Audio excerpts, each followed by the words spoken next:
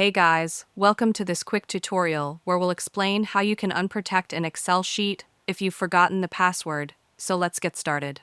First, make a backup copy of your file. This step is important because we'll be editing the file structure.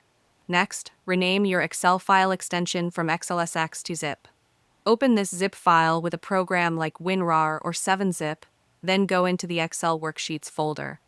Here, you'll see XML files for each sheet in your workbook.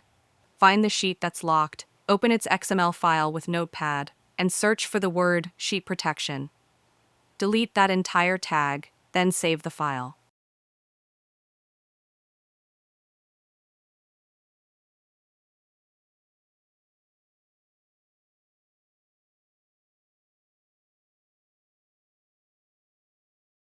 Now, replace the edited version back into the zip folder and rename the extension from it back to XLSX.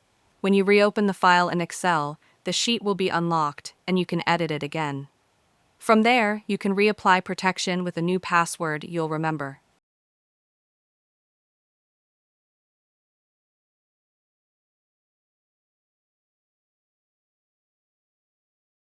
And that's it. If you found this video helpful, consider giving it a like and subscribe.